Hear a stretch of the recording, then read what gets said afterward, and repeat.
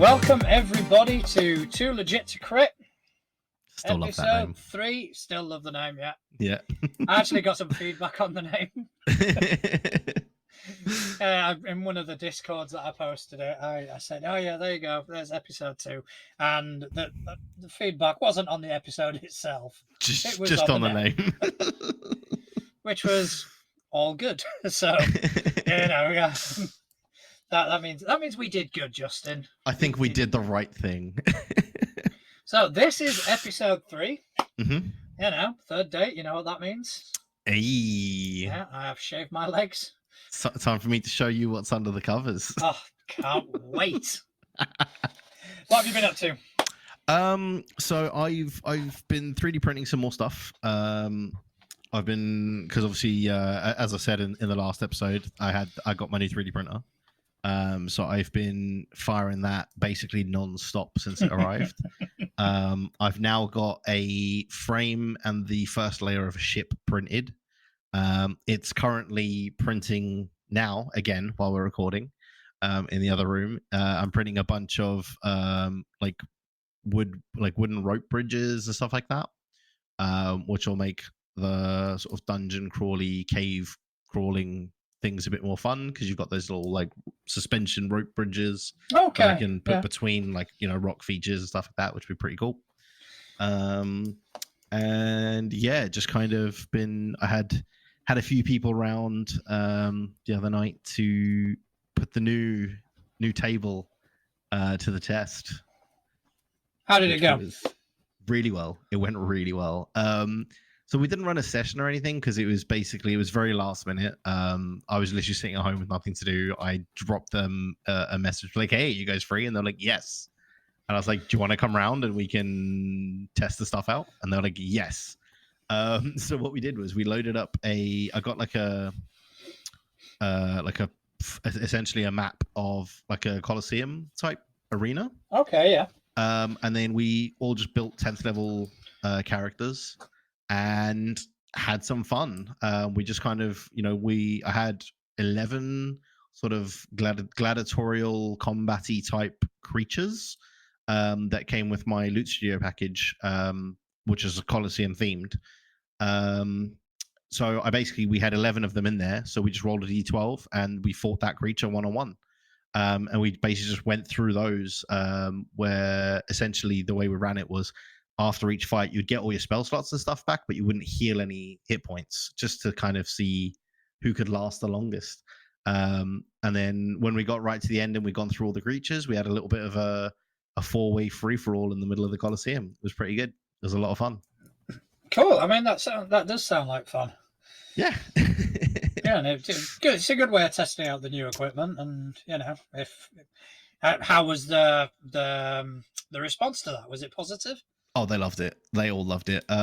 One of my players actually works in like a window fitting company. So he's actually taken measurements of the screen, and he's going to get me some Perspex cut for it, so we can actually protect the screen as well, which was on my list of things to do, but I hadn't really wanted to price it up or anything, because I know Perspex can be quite expensive, but he's going to sort me out. So. Oh, that's wise. That's definitely wise. You're gonna scratch the TV to fuck. Yes. Especially like, you got the plastic bases and stuff like that on your minis and things like that. It could cause damage very quickly. Yeah. Especially like, even if you like drop something like accidentally, especially with like some of the bigger terrain pieces I've got, like the ship, for example, if I was to drop that ship on there, that's going to cause some damage. But yeah, so the Perspex will hopefully protect it a little bit. But yeah, no, it was a resounding success. Everybody loved it, and it worked really well, because you can even link up. So I got to experiment a little bit more with that software that I mentioned. That's going to be kind of running the TV for me. Yeah. And it's really cool, because you can even put things like background music into it and things like that. So and then obviously, because it's running through a TV's got speakers in it, so it's playing out the TV and everything. I don't have to worry about having like those atmospheric sounds playing on a third device over there, and it just kind of centralizes everything a little bit for me, which is quite nice. Cool. I mean, that does actually sound really awesome, and I'm glad it's kind of working out for you. Yeah. Sweet. I haven't really been up to much. I only played one of my games this week. I wasn't feeling massively great for the game yesterday, but pretty standard. Played a game, killed a character. That sounds So, about right. Sounds about yeah. right. Yep. It was. I don't think I'm the most popular GM in the world I right wouldn't now. say that. You're one of my favorite GMs. Thank you, sweetheart. But yeah, I mean, it was... I've only really played with like 4 GMs, so it doesn't really say much. But Hey, you're in the top 4. I will take that. I will take that and wear it like a badge of honor. No, I'd say you're comfortably 1 or 2. I would say that's where you sit. 1 or 2. I mean, that really warms my cold, dead heart. So yeah, the character died. And I feel worse about it because I kind of called it on the show. And was it at least a glorious death? It was. That's all right then. Let's just say that certain decisions were made by the party that didn't kind of go in their favor. And yeah, there was a definite casualty. But I also called it during the game as well that someone was going to die. So it makes it seem like I did it on purpose. Although you say that, but you threaten killing a character every single session if memory serves. That is my logic. Every single session I run, I will make a quip about killing some character. It's like your opening line when you sit down. It's like you sit down, get everything out, start. Right, let's kill some characters. Yeah, I mean, even in the society games where they're just okay. So how's everyone doing? I'm going to be your GM. I hope you're attached to your characters because some of y'all gonna die. It's gonna make the loss even harsher. So but then I kind of wonder why I get this reputation. Can't imagine why. It's a mystery. It really is. I think what hit them the hardest was the character that died was trying to rescue an NPC at the time, and I was like, "Oh, brutal!" And it was an area of effect that kind of ultimately put the character down. It's like, oh Jesus, I hope the NPC doesn't die. You're worried about the wrong one. I was worried about my NPC. No, I know. I meant them. Oh yeah. But yeah, so that's what happened this week. But we play these games for this reason. We play these games in order to kill characters and watch your friends hate you for a bit. See, I've never really got upset when I've had a character death because 99% of the time when I've had a character die, it's because I did something that led to it. So I can't really feel bad. Like one of my most recent character deaths was one of my half-orc barbarians. Right. No, it was a Goliath barbarian. Tell a lie. And his whole thing was that he had been essentially called weak by his clan, and then he lost a fight. So then he proved he was weak essentially by doing that. So he was out in the world to try and prove that he wasn't weak. And whilst in a cave, somebody in the party opened a door in the cave, and behind the door was another cave, on the other side of the mountain, essentially, that had trolls in it. Now, the player that opened the door saw that there were 3 trolls. We were second level or first level, maybe third level. We're very early on in our career, basically. But when he ran away and ran past us, all he shouted was, "Troll, singular."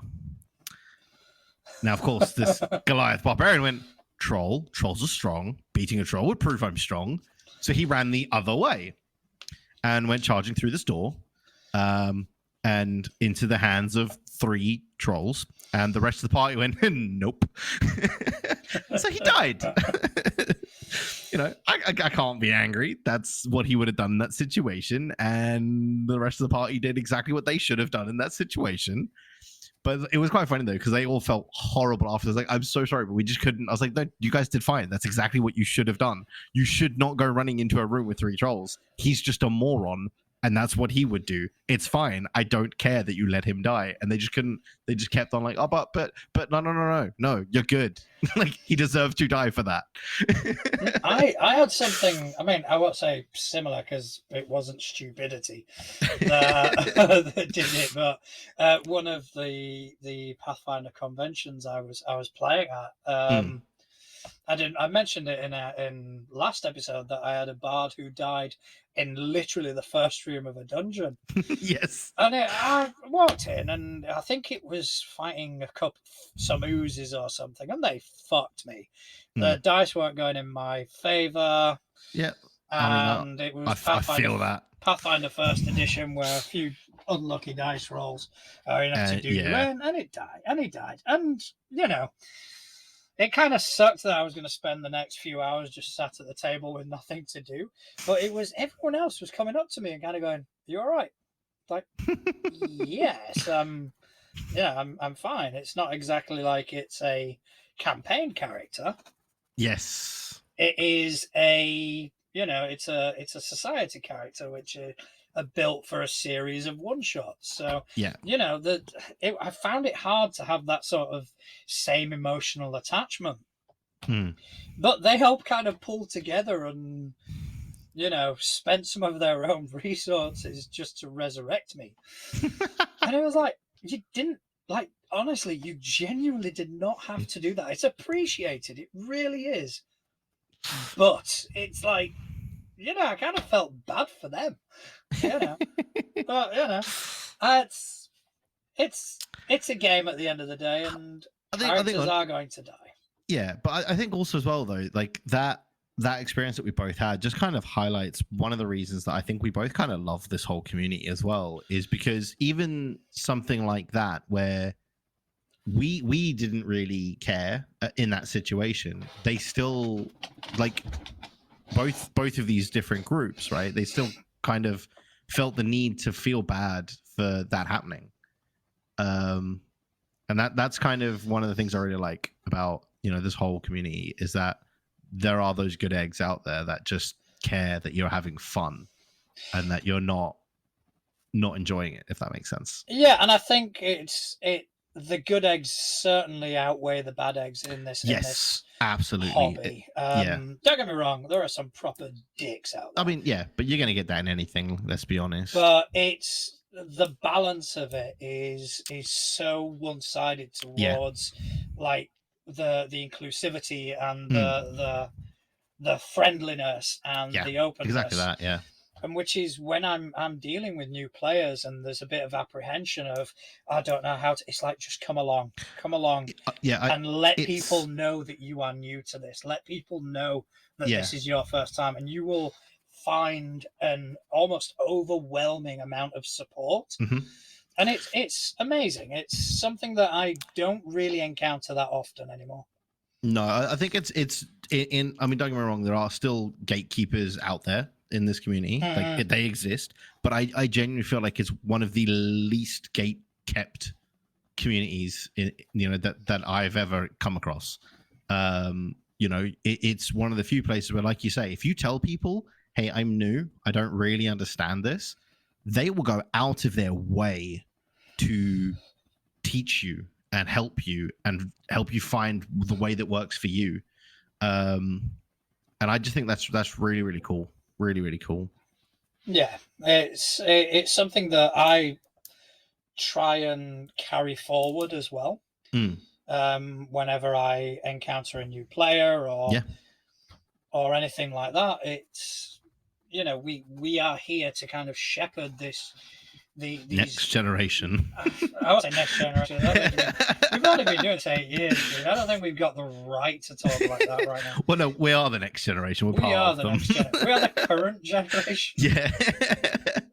And I'm not ready to hand over the mantle just yet. So, But you say that we've been doing it for 8 years, dude. Like, we still consider ourselves really new, but at the same time, we're also really not. Yeah, I mean, for me, it genuinely does seem like yesterday was the first time I read the Pathfinder Cold War book. Yeah. It does feel so recent, but then I kind of look at it and kind of go, right, not only am I constantly GMing, Hmm. I'm designing my own maps. I've got a fucking podcast. Yeah. I'm a Pathfinder venture agent for the Yeah. city that we live in. And yeah, those 8 years, let's just say they've been somewhat productive. Do you know what I think it is? I think the reason that because I was actually thinking about this today, because I was actually talking to somebody today about D&D and stuff like that. And I think the reason that I still feel like I'm very new to this hobby is it's not because obviously you've got some people who have been playing it for 20, 30, 40 years. It's not because of just how long they've been around and and we're a drop in the ocean to that or anything like that. I genuinely think it's because to this day, 8 years in, I still every time I go through one of the core rule books or one of the supplements since or anything like that or any of the new like books that are about, I'm always looking and going, I never thought of doing something that way before. And there's always that new way of looking at things. Yeah, I totally agree. And this is something that until I kind of stepped away from being the Pathfinder fanboy that I was when I initially started, No comment. to trying out other systems and like very different systems as well. It's not like I went from Pathfinder to D&D. I went from Pathfinder to fucking Rollmaster or Pathfinder to Traveler, and all these systems which were insanely different, and seeing the mechanics that were put in place by these other systems has helped me in my Pathfinder games. Yeah. Kind of bring some of those elements along, even if it's just in spirit. Yeah. And it's a learning experience, and we're always going to be learning because there's always going to be new systems to play. Yeah, and I think that's what kind of helps keep things fresh is unless you do, like me to a degree, where I've since obviously starting in Pathfinder and then moving across to 5e, I've been very one system focused. We've discussed this already, and it's something that I'm looking to branch out of, this year and next definitely, and kind of experiment with a few new systems like you've been doing as well. But it's one of those things that's never going to be not an option. You're never going to run out of systems to learn or to try or to find something that fits you, and I think that is the key is finding something that fits you well and that you feel comfortable in, and even then there's just no end to what you can learn and what you can accomplish with that as well, which is really, really cool. Agreed. There is such a wide sort of selection. Yeah. And even in the systems themselves, there are like multiple subsystems. I mean, I've mentioned it multiple times, but the Cypher system, it's a system, it's not a setting. So within Cypher, you can play Vert, which is a cyberpunk sort of setting with virtual reality elements. Yeah. Then I'm trying to remember the names of these, and memory isn't my greatest asset. I think there's Gods of the Fallen or something along those lines, where you play basically prototype gods in a world where the original gods have fallen. Sounds pretty cool, actually. It really does. I'm contemplating it. I mean, the like a similar thing to that I've played a few different variations on is like the age system. So like Fantasy Age, Titan's Grave was built using it as well. Dragon Age, tabletop version was built using that system as well, which is also like it's something that again that we touched on in the first episode about games that are accessible for younger people as well. Yeah. I feel like any of the age systems, and I don't know why I didn't think of this at the time, would be really good because it is literally just 3d6. That's all you need. The whole game runs on 3d6. And let's be honest, like 3d6 is something that everybody has in their house. Like, you think about how many board games, like just standard board games people have, like Monopoly and stuff like that have like a D6 in them. You can just scrape 3 D6 together and you can play this system. Like, it's very, very simple. Yeah.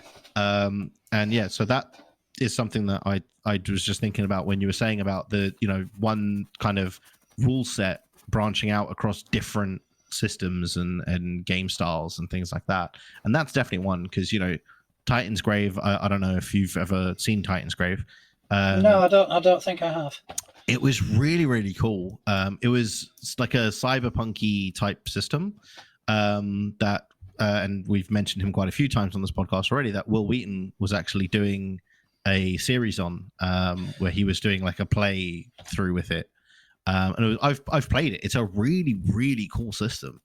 And it was really, really interesting because it just kind of, it brings an element that I haven't really experienced much of to the table, which was really cool. But yeah, the age system is similar in that regard, that it kind of, there's so many different pies in that particular oven that you could just with the age system, you can experience everything. It's really cool.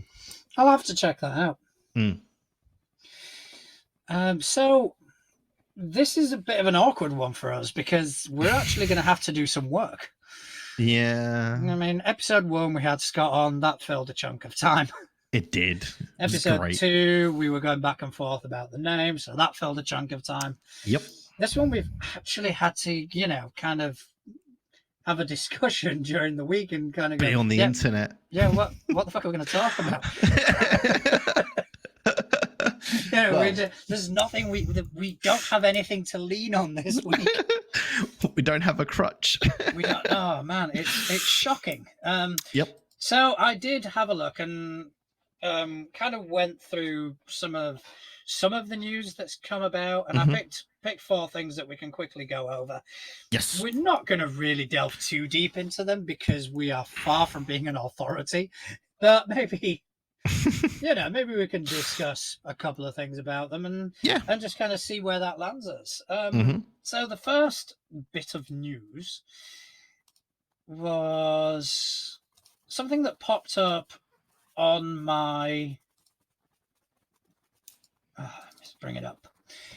Something that popped up on one of my Facebook feeds, and it was that once it actually decides to load, because my internet has decided it's going to be shit for a bit. I mean, that sounds about right. Yeah, as you do. Yeah. Come on. Okay, yeah. I mean, this was actually quite big. This news, and is the first draft of the Orc license. Was released on April the 7th for public comment. Yes. So, for those of you who somehow don't know, when Wizards of the Coast did their how to put this delicately, their thing. We'll just go with the thing. They did their thing, and they said their thing. People will know. And the whole community went, no. Yeah. When Wizards of the Coast, let's just say, showed their true colours, there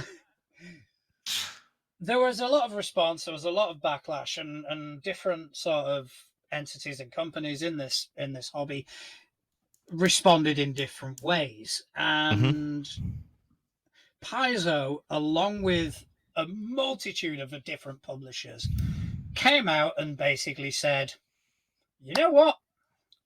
We're going to do our own license. It's going to be essentially what the OGL was meant to be, and it's not going to be owned by anyone. It's going to be irrevocable, and and they actually have produced the sort of first draft of it, which I've gone over, but I don't really kind of speak the right language to understand the nuts and bolts of it. Yeah, we're not lawyers. No, and that actually reminds me of a comment I saw on the post, and it was some dude going, "Oh, it's too wordy and it's full of legal speak." It's like, Well, it's a It's legal almost like it's a document, legal document. Yeah, you yeah, funny fucking that. doorstop. Funny that. Uh, How dare that? How dare that legal document be full of legal technical terms? How dare it? This holy text is a bit preachy for my liking. That sounds like something that one of your characters would say. Yeah, true. That would be. This kid's book is a bit too immature.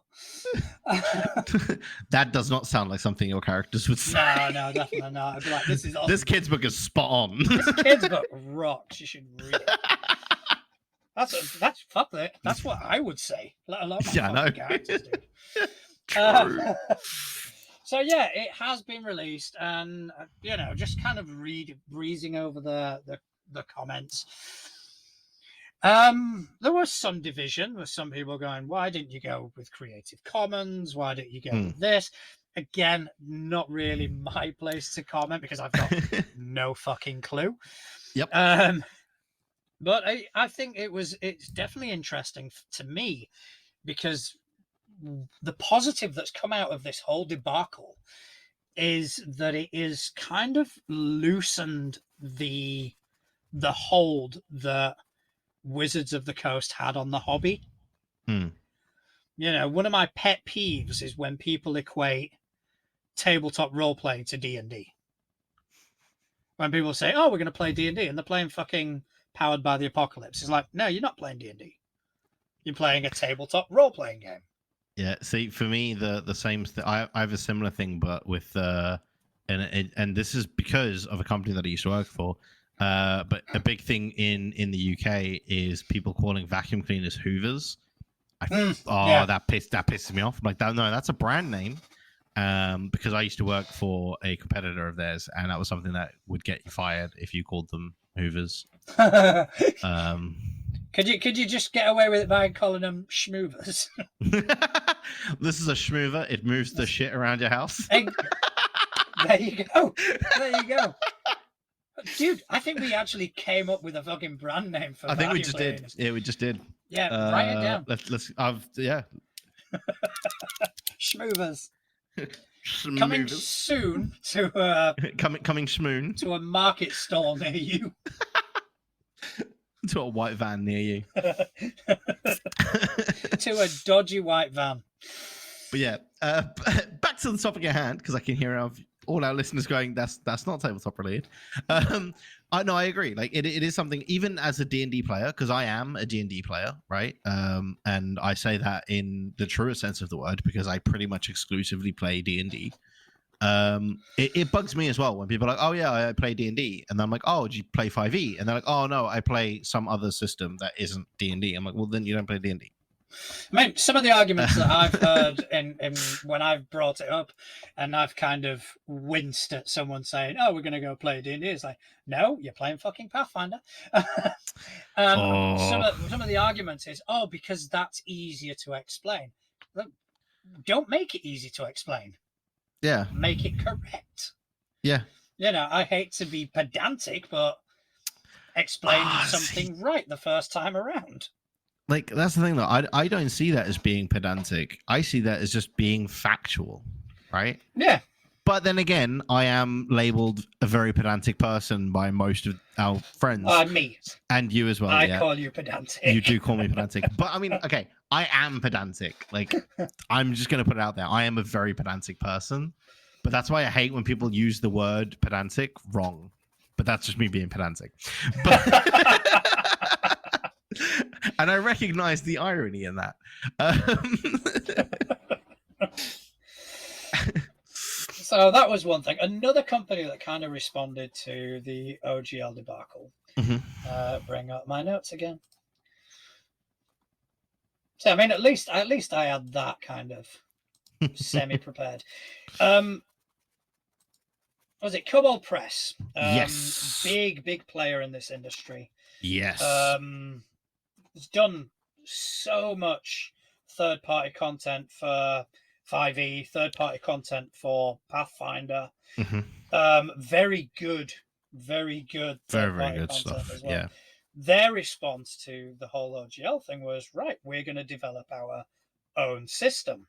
Yes. Which they initially referred to as Project Black Flag, which Yes.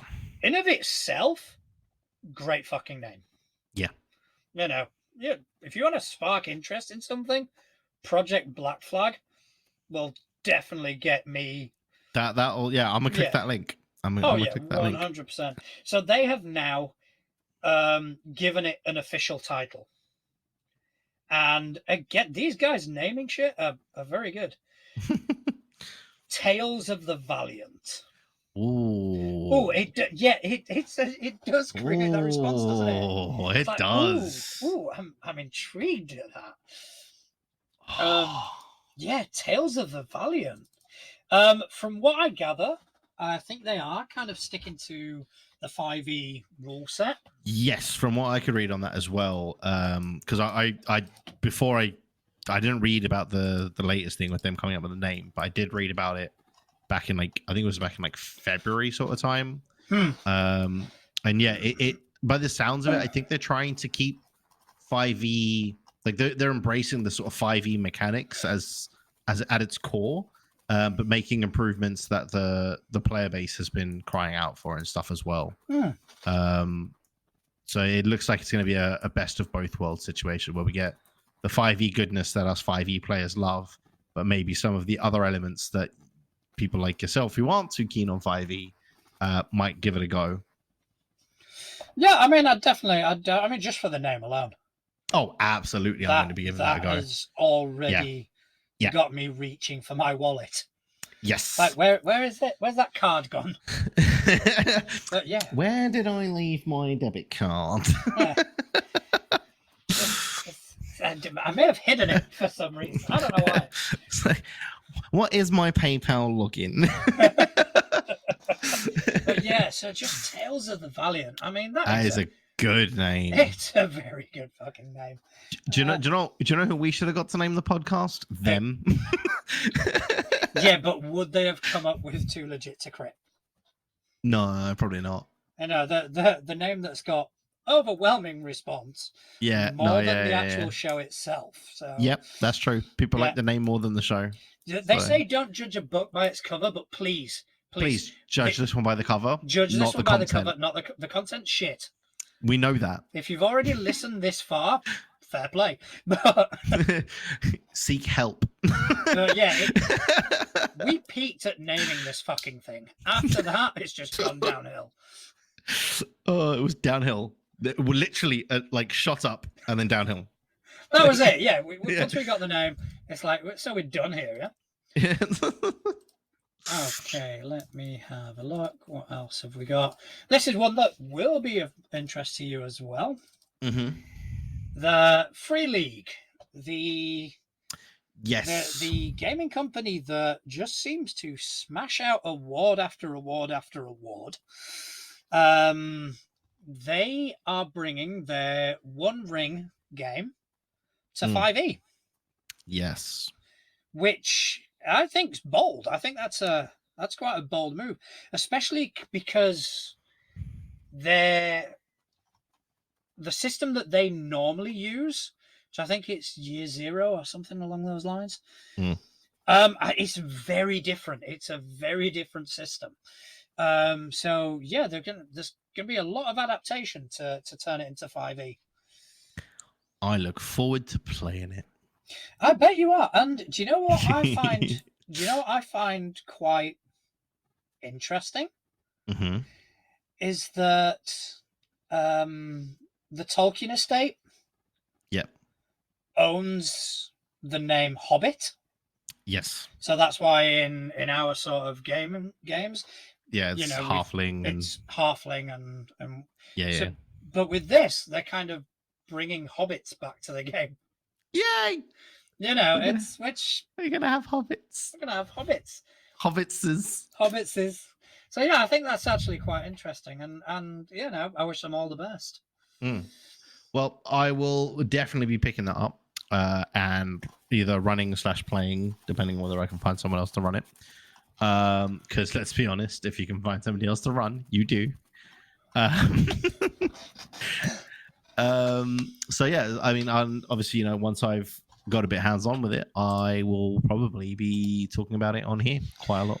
Yeah, I mean, Lord of the Rings for me is one of those properties where love the book, wasn't massively sold on the movies, and I know people are sharpening their pitchforks as I say that. Yep. But yeah, I mean, I'm currently reading the Hobbit with my boy, and we will then go on to Lord of the Rings and go through the book again. So I am interested. I am interested to see how the game plays out, because I've not actually tried the year zero version yet. Yeah. I mean, well, what we could do then is once that is done and out, you are more than welcome to come sit at my table and play it. I will definitely take you up on that. Done. And okay, so another bit of news. Yes. If I can find out where the fuck I'm at. There it is, more Paizo news. Yes. As soon as I find it. As you can tell, we are very, very prepared here, folks. We are fucking professionals. Top-notch production right here. Oh yes, of course.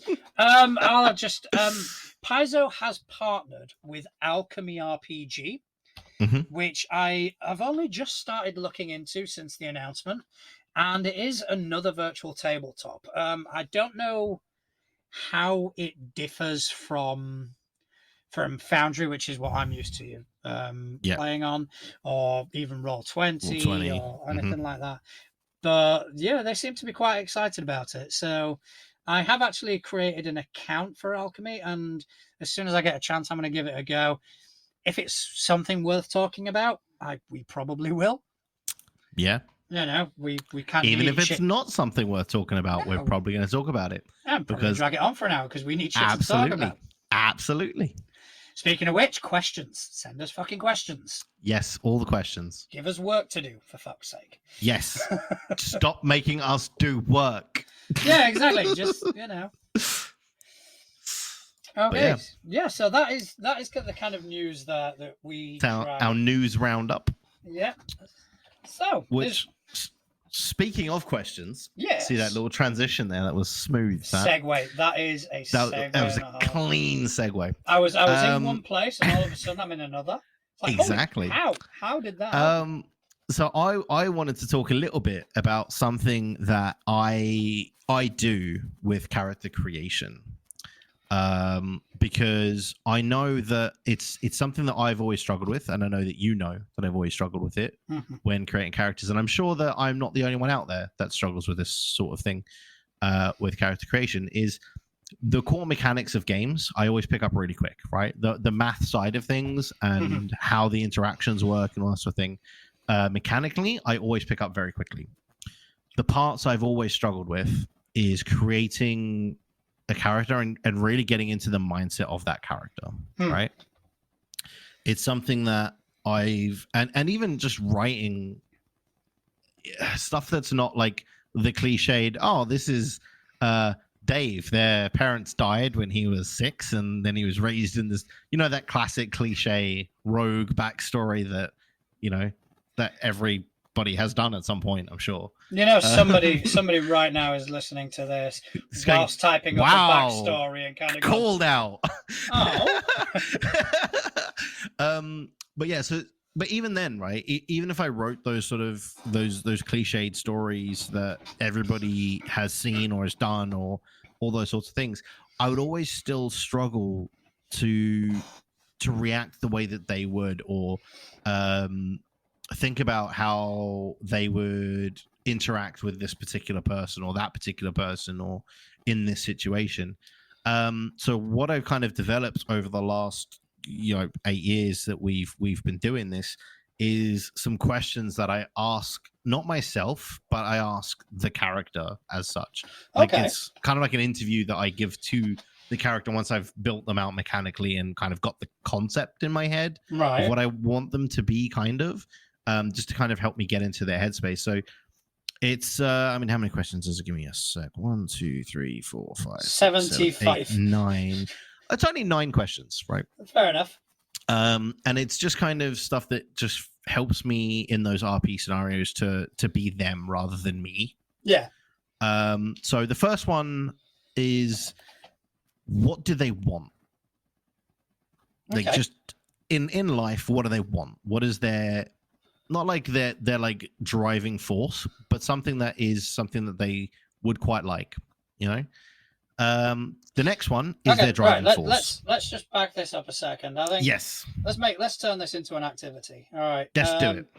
I'm thinking of one of my characters. Right. Okay. Cool.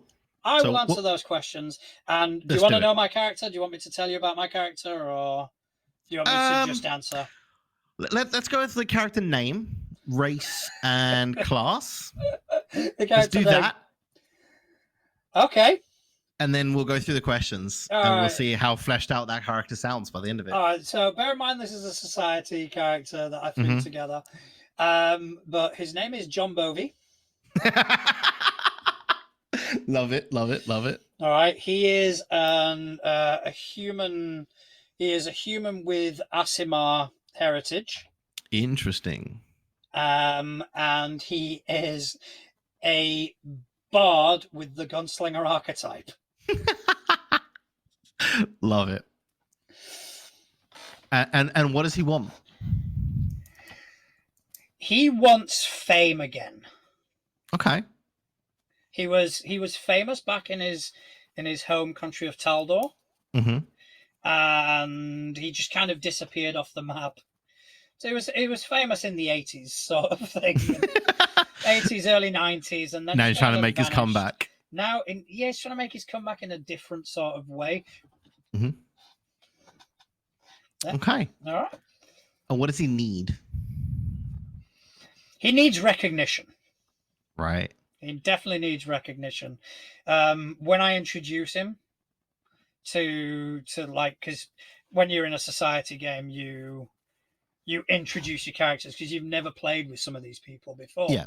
So what I'll do is I'll get one of them. I'll just get a piece of paper and kind of go, "What's your name?" And I'll basically write and do an autograph for them. And like, to my biggest fan, John Bovey, and I just hand them the piece of paper. I love that. Right. And then just some personality traits. So just I normally try and write down like just 3 or 4 personality traits that they would have. Delusional. Yeah, I can see that. Arrogant. Mm-hmm. Narcissistic. Perfect. So me, basically. The next one, this is the big one for me. These next 2 are the ones that really help me a lot. Is how do they think? So like when they're approaching a problem, what is their thought process?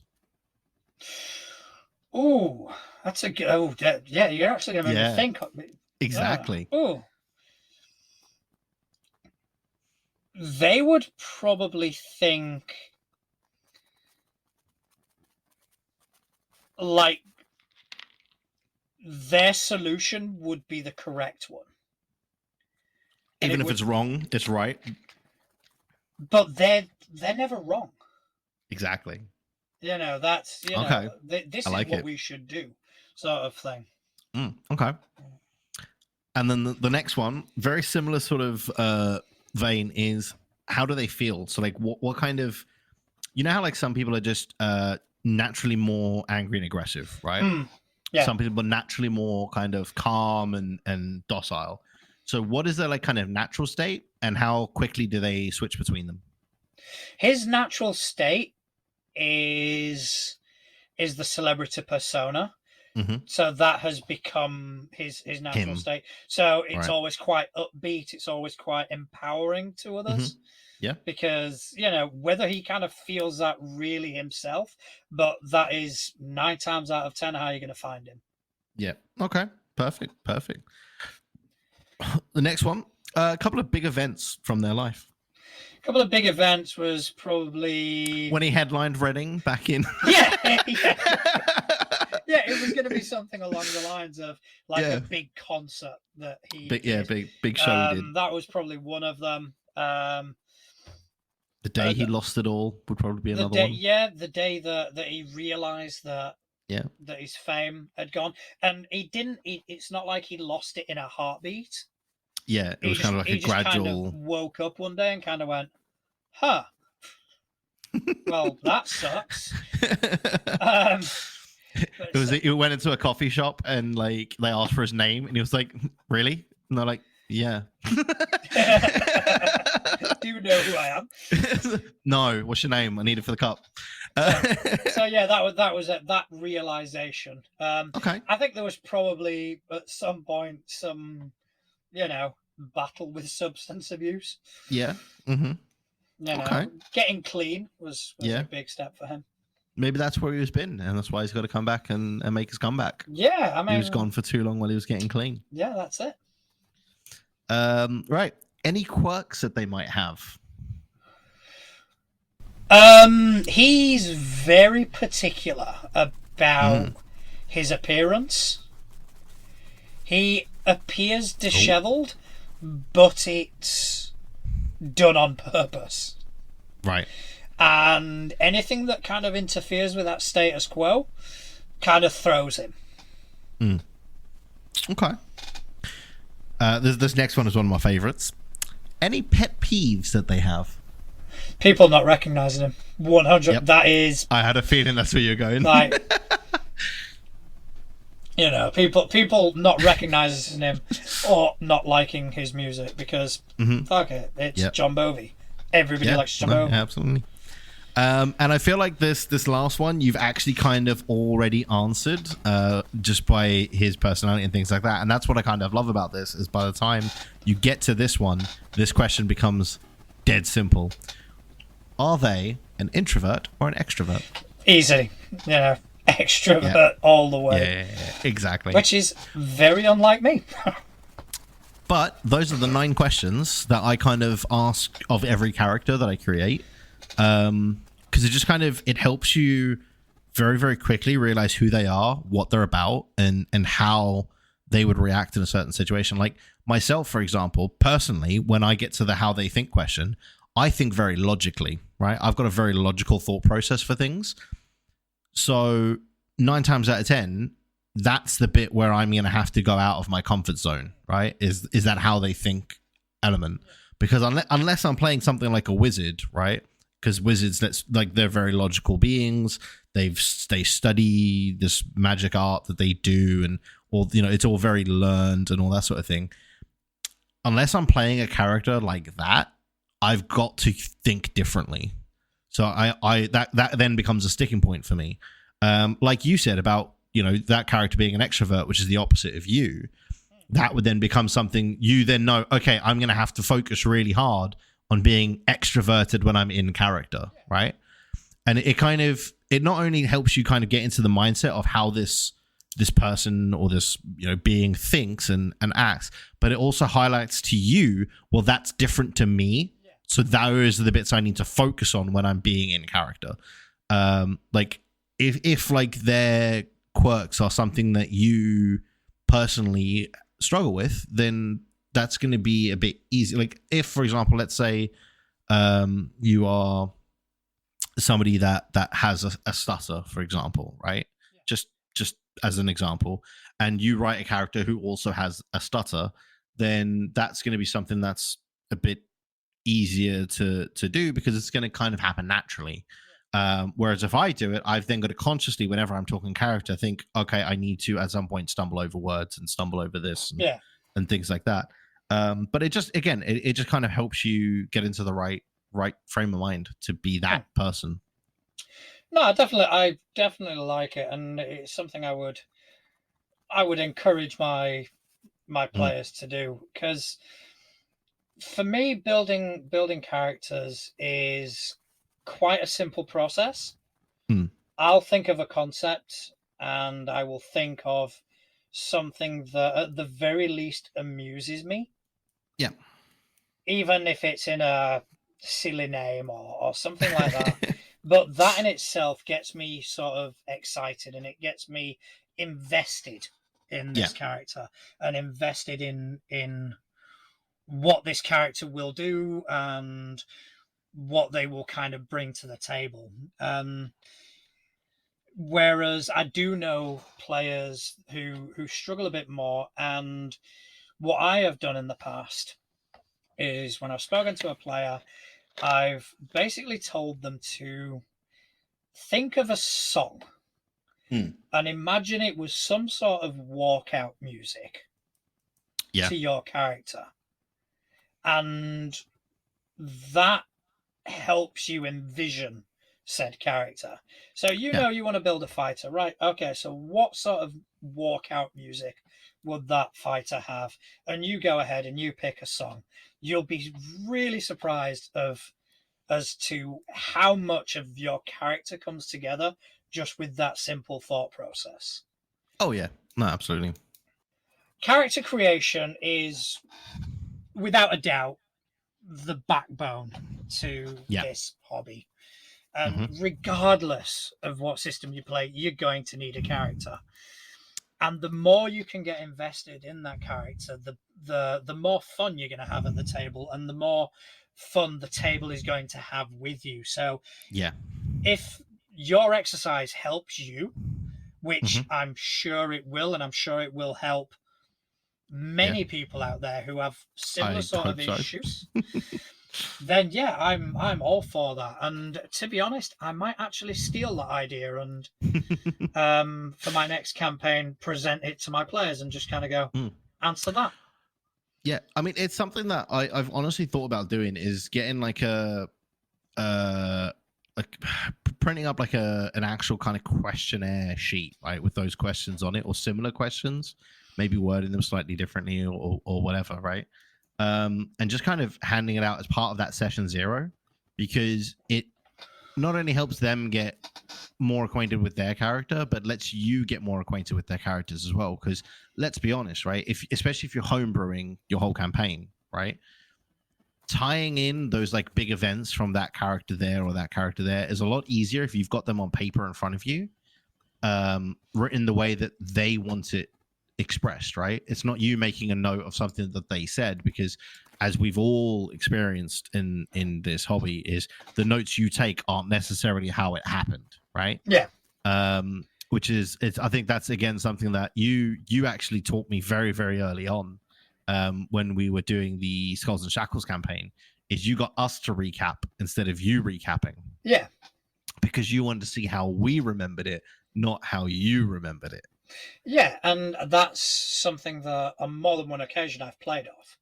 Yeah, exactly. Seeing Because how you recall. if we remembered that we got away scot-free, you could be like, well, I know for a fact you fucking didn't.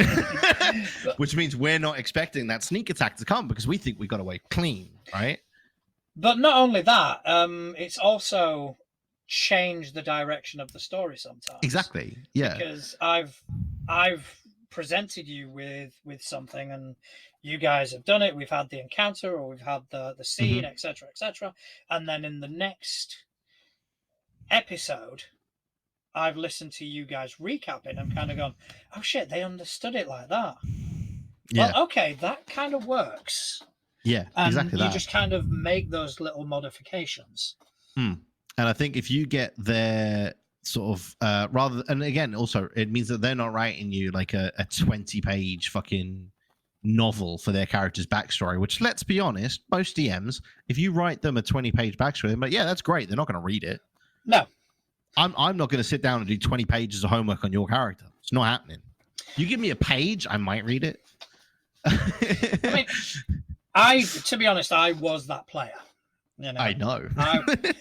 I was that player that, okay, I'm building a character. Here's 4 pages about how they did this and how they did that and everything.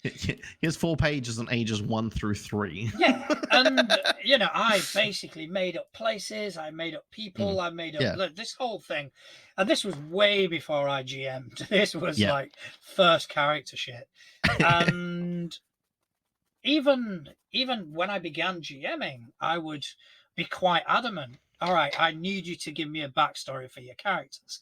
And I very quickly found out that it's a bit of a pointless endeavor because, you know, I'll get these pages and pages and pages.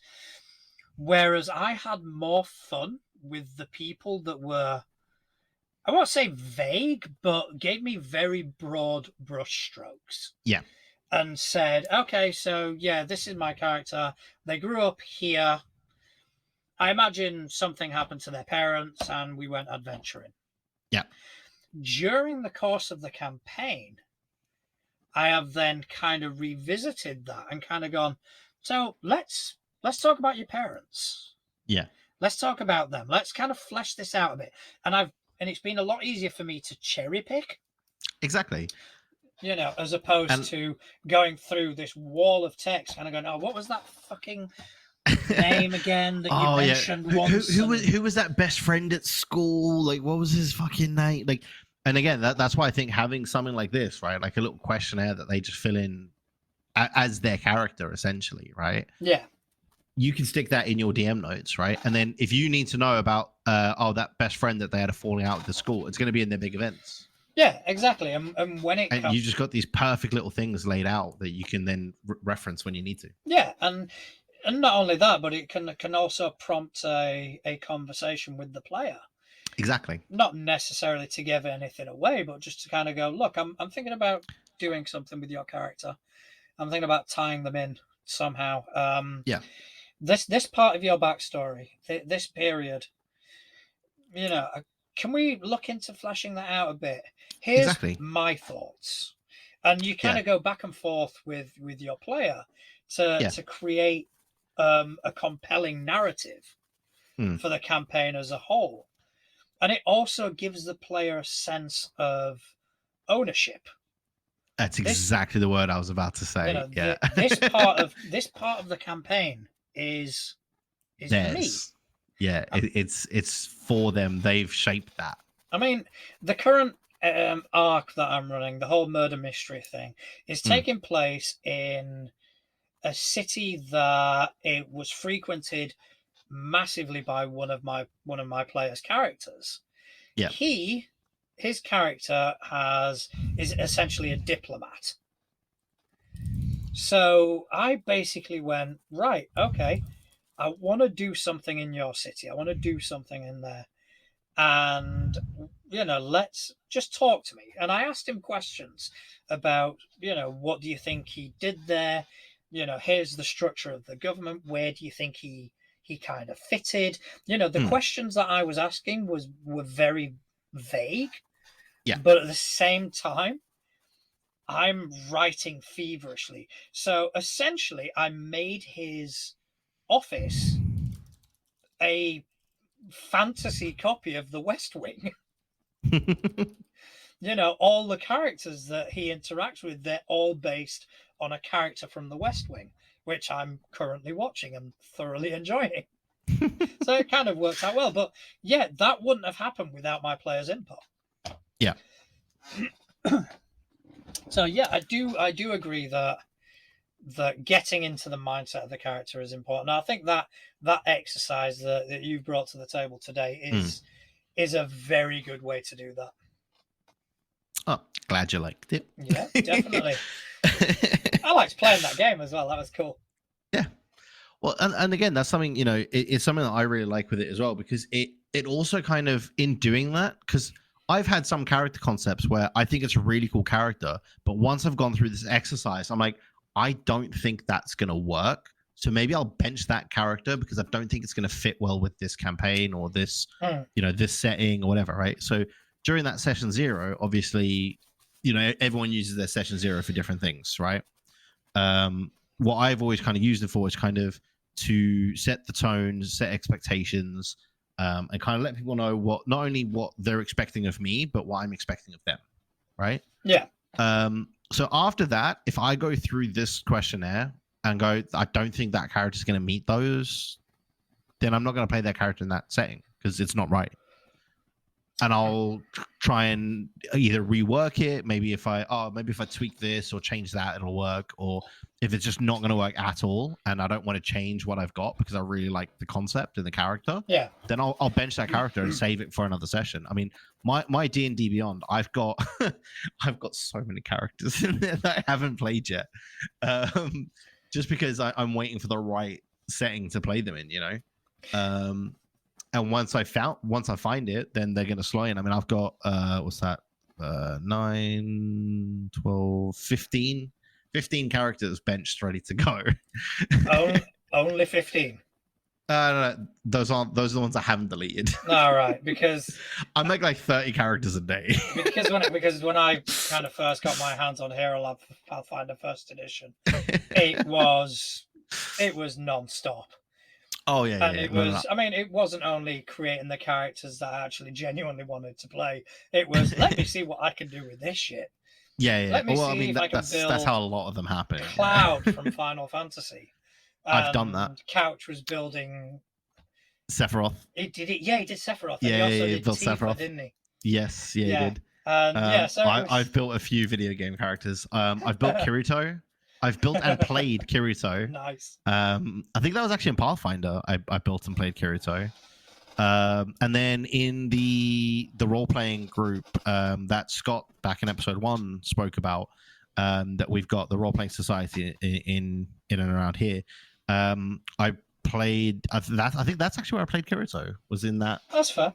In a game there, because what's really nice with that whole society, right, is the way that they work is they work on cycles. Yeah. So a cycle is essentially 4 weeks. Mm-hmm. Now you can have a 1 cycle game, a 2 cycle game, 3 cycle game. I think they go, the most they'll do is like 4 cycles. Yeah. For your game. But what it means is basically every 4 weeks there's a new game to hop into. So, you can play a game of 5e, and they're not all 5e. Like they'll bring different systems to the table and all that sort of thing, which is really cool. Yeah, I know the person running it, and he does like a multitude of systems. Yeah. And the only reason I don't go is because I already run a game on a Wednesday. Yeah, well, I mean, the only reason I don't go is I don't have Wednesdays free. I don't have every Wednesday free. I only have every other Wednesday free, which is why I don't go anymore. But I used to love it when I went. It was so much fun. But it's just the ability to hop in, for a couple of weeks, and then okay, that system's over or that game's over, whatever. That system looks pretty fun. I'll hop into that one, and then you do also have some of those campaigns that just run a little bit longer, and it's just really cool. And it's also where I first tried my hand at DMing. I wrote a short homebrew campaign that ran for a couple of weeks, and it was a lot of fun. It is fun, isn't it? Yeah. Yeah, I've been a GM so much now that I struggle to go back to playing. See, I still prefer playing. Like I like GMing, but there's just something about being the player and throwing that monkey wrench into plans, and you can see when you do it as well. I love that. Yeah, I don't know. I find that when I'm a player, I've got a lot of free time that I kind of don't know what to do with myself. So, being a GM, like every round of combat, I need to be paying attention to what everybody's doing and what I'm going to do, and kind of plan out my sort of next move, etc., etc. But when I'm a player, I'm literally focusing on one character. So I've got, just this extra amount of time while everybody's taking their turns, going, just do what I'm doing. Play 2 characters at once. Yeah, but for that I might as well just carry on GMing. Well, that's what I'm doing in my current game. I'm playing 2 characters at the same time. I'm playing my Wild Magic Barbarian and my Twilight Cleric. So yeah, I get 2 turns in every combat. So struggling to get into the mindset of 1 character was bad enough, but now you're going to do it in 2. Well, it was actually a lot easier with these 2 because one of them is just an absolute moron, so I just get to be myself. Fair. And the other one is basically, so my cleric, he's a halfling cleric of the Twilight Domain. He's former military, and he just refers to everyone as a child. He just talks down to everyone as if they're a child. He refers to them as children, treats them like children, and if they start getting snippy at him, he just doesn't heal them. That sounds like my sort of character.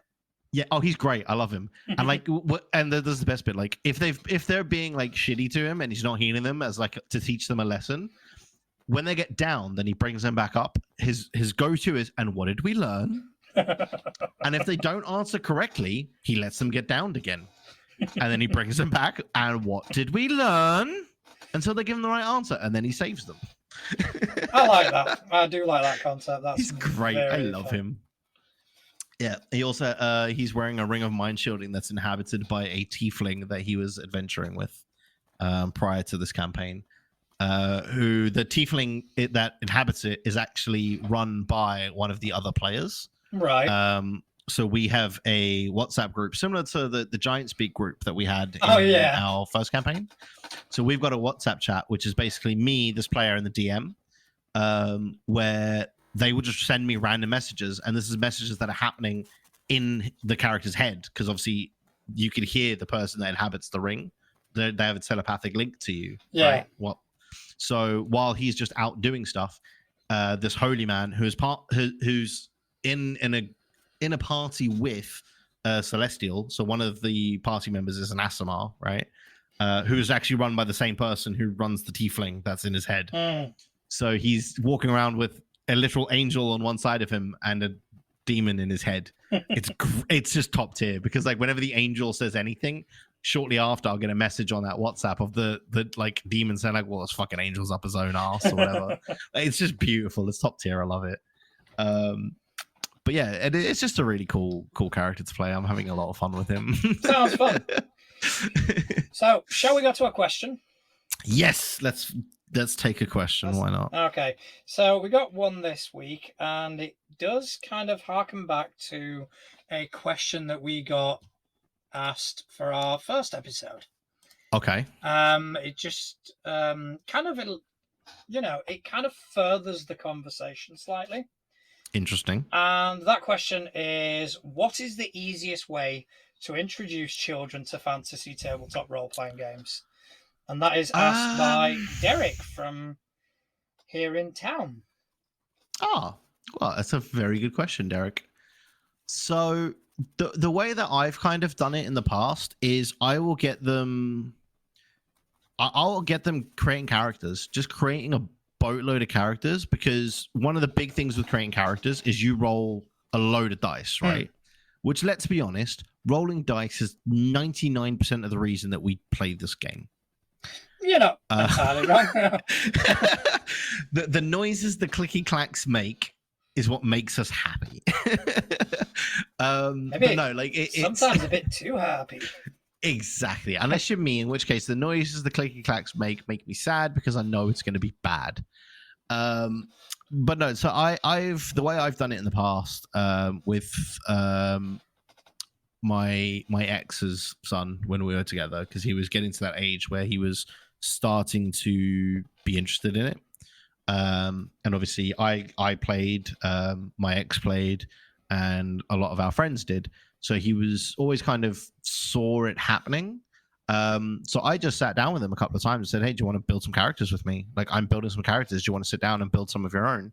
And I just took him through character creation, like, oh, these are some of the races you can have. These are, and just kind of sat him down and just went through some of the options and let them kind of just have that freedom to explore and,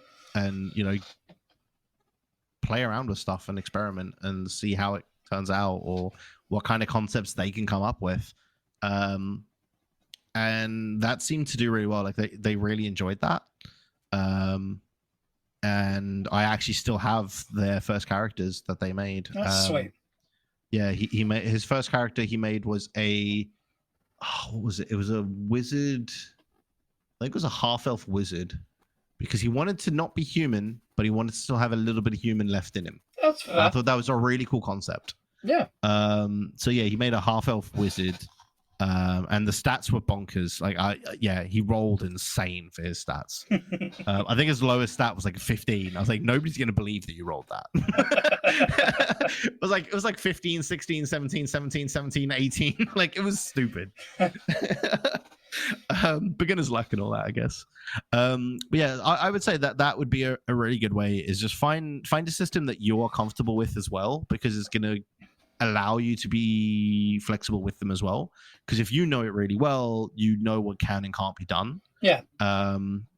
So I would say, yeah, find a system that you're comfortable with, and then get them creating in that space. So just building characters and Hmm. creating their own little ideas and stuff from there. And then once you've got them to that point where they're kind of invested in one of those characters they've built, run them through a one shot.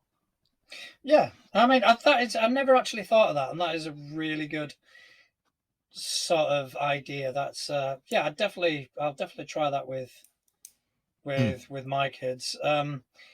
My answer to the question, to be honest, is you don't have to do much.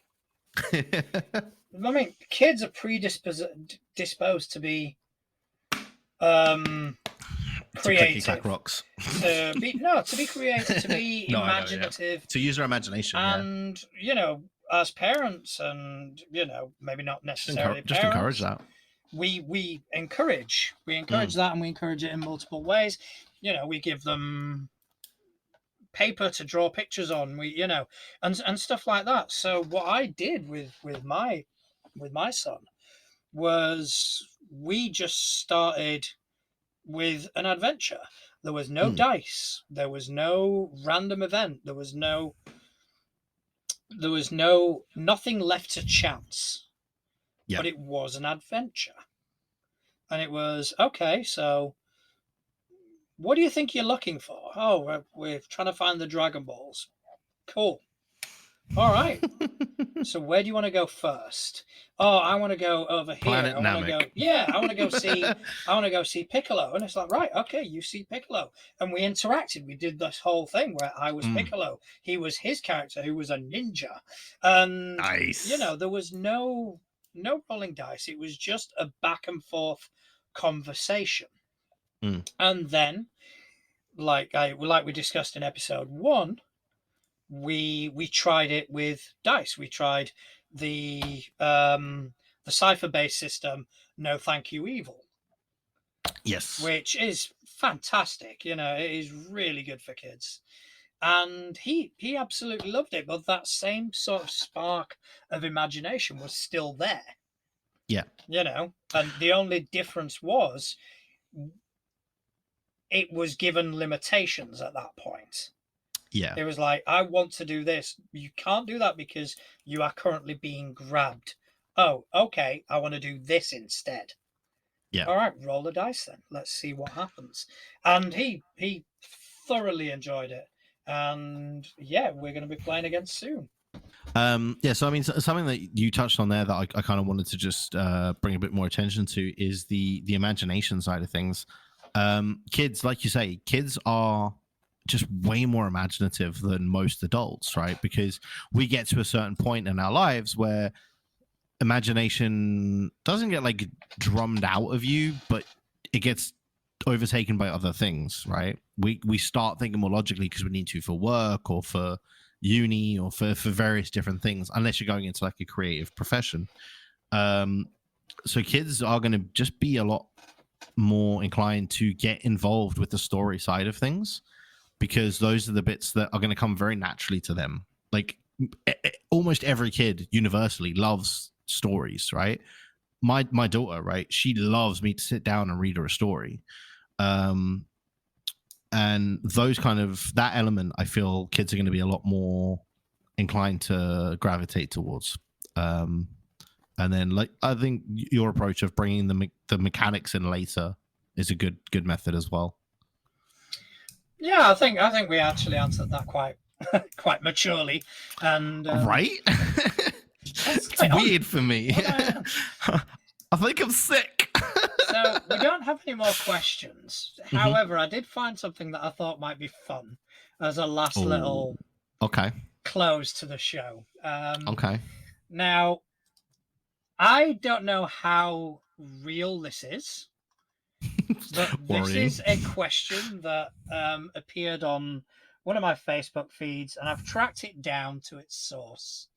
And it's something that appeared on Reddit.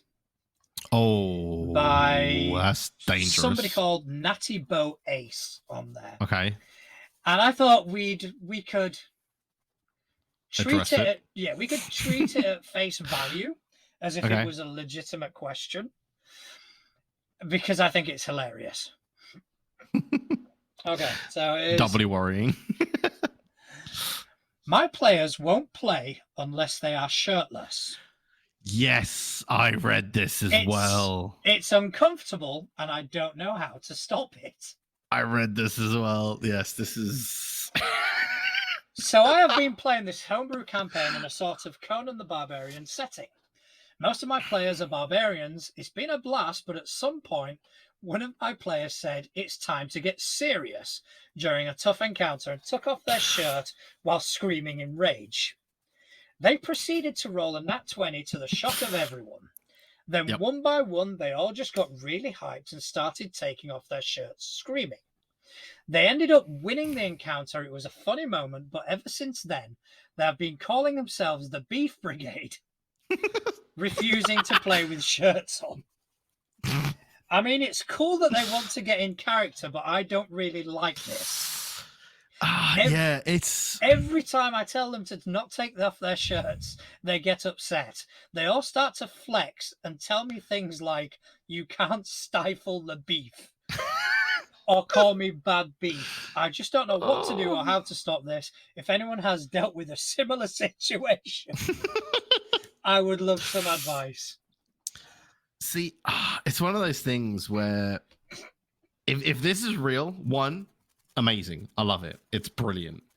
At the same time, if somebody's not comfortable with something at the table, it really should be nipped in the bud, right? Mm-hmm. Because something that we say it all the time, everyone is there to have fun. Yeah. And if one person isn't having fun, especially if it's the DM, it kind of kills that for them, and they're not going to want to play anymore.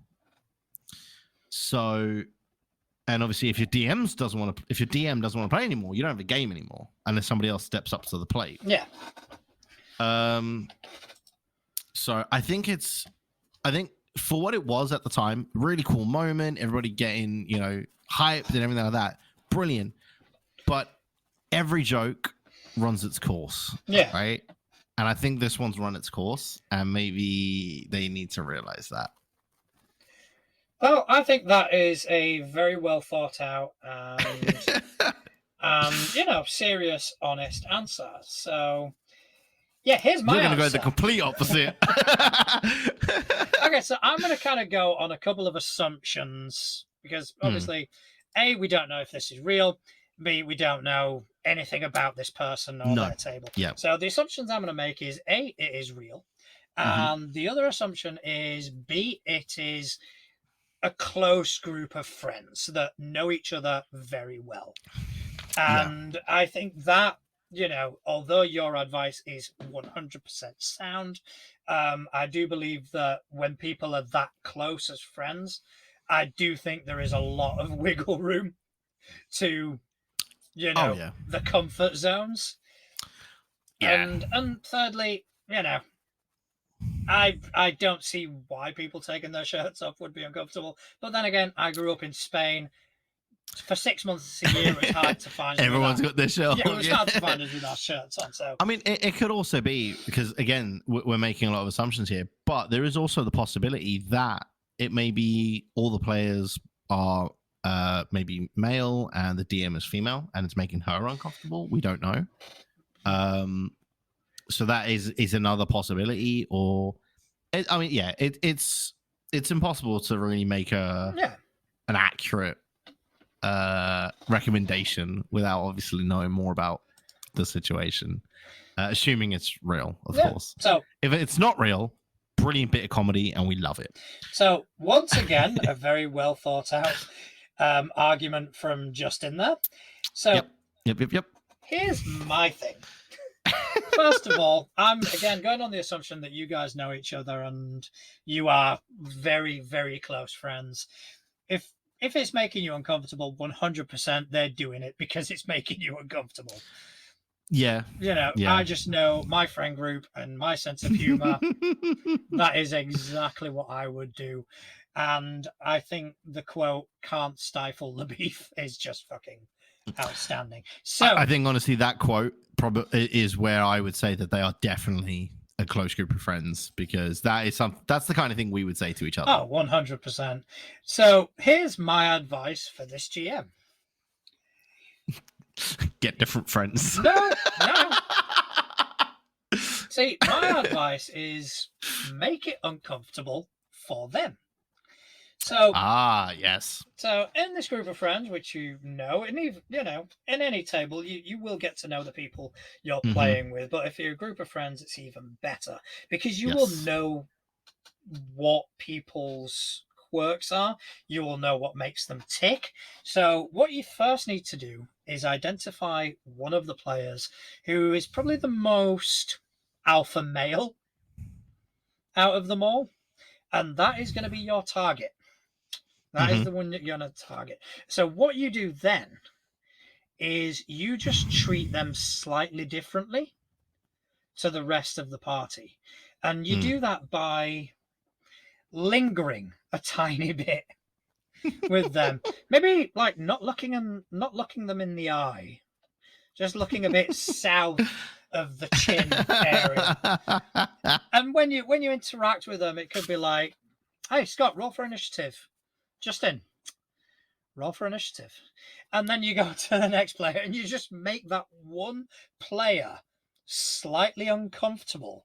Make them actually kind of start thinking, wait, is there something that is actually going on here? Because they'll notice it, especially if you do it subtly enough.